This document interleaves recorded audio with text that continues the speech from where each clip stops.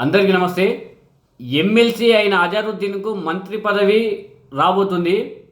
నిజానికి అజారుద్దీన్కు జూబ్లీహిల్స్ బై ఎలక్షన్లోనే కాంగ్రెస్ తరఫున టికెట్ ఇవ్వాలని అనుకున్నారు. కానీ లాస్ట్ మూమెంట్లోనే అజారుద్దీన్కు టికెట్ ఇవ్వలేదు.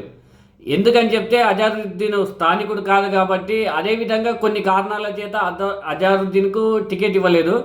కానీ ప్రస్తుతము కాంగ్రెస్ పరిస్థితి ఏ విధంగా అయిందంటే, జూబ్లీహిల్స్ బై ఎలక్షన్లో మామూలుగా అయితే అజారుద్దీన్కు అసలు మంత్రి పదవి ఇచ్చేవాళ్ళు కూడా కాదు. కానీ ప్రస్తుతము చాలా వ్యతిరేకత వచ్చింది. జూబ్లీహిల్స్లో సుమారు అక్కడ 1,25,000 ఓట్ల దాకా ముస్లిం ఓట్లే ఉంటాయి. వాళ్ళకు కొంతవరకు ఒక కాంగ్రెస్ మీద కోపం కూడా పెరిగింది. ఎందుకంటే అజారుద్దీన్కు టికెట్ ఇస్తామని ఇవ్వలేదు. అదేవిధంగా రేవంత్ రెడ్డి ప్రస్తుతము ముస్లింలకు చాలా స్కీములు కూడా, కేసీఆర్ ఇస్తున్న స్కీములు కూడా ఎక్కడ కూడా ఇవ్వట్లేదు. దాని ద్వారా ముస్లిం ఓట్లు ఖచ్చితంగా కాంగ్రెస్కు పడే అవకాశం లేదు ప్రస్తుతము. అదేవిధంగా ఎక్కడ పోయినా కూడా కాంగ్రెస్కు వ్యతిరేకత ప్రజల్లో నుంచి వస్తుంది. ముఖ్యంగా జూబ్లీహిల్స్లో కనుక కాంగ్రెస్ గెలవాలంటే ఖచ్చితంగా ముస్లింలు 80-90% వరకు కాంగ్రెస్కు ఓటేస్తేనే వస్తారు. కానీ ఒక ముస్లిం సోషల్ మీడియా రియల్ మియాబాయ్ అని ఉంటుంది. ఆ రియల్ మియాబాయ్ సోషల్ మీడియా అదేవిధంగా యూట్యూబ్ ఛానల్ కూడా ఉంటుంది. హైదరాబాద్ ముస్లింలు మొత్తం చాలా వరకు ఫాలో అవుతారు.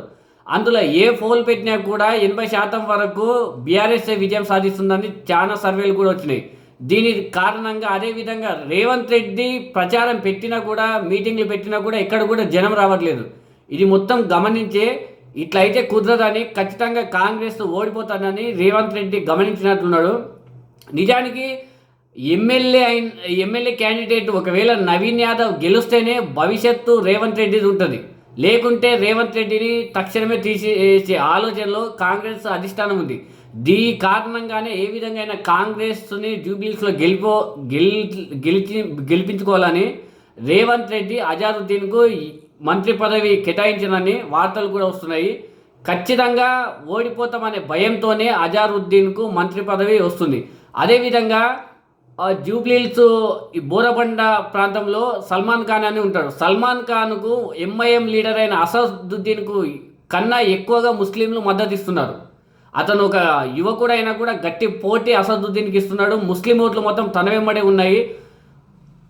అజారుద్దీన్కి కనుక మంత్రి పదవి ఇస్తే కొంతవరకు ముస్లింలలో సానుకూలత వచ్చి కాంగ్రెస్కు ఓటు వేసే అవకాశం ఉందని భావించి రేవంత్ రెడ్డి అజారుద్దీన్కు 31వ తారీఖు మంత్రి పదవి కేటాయించబోతున్నాడు.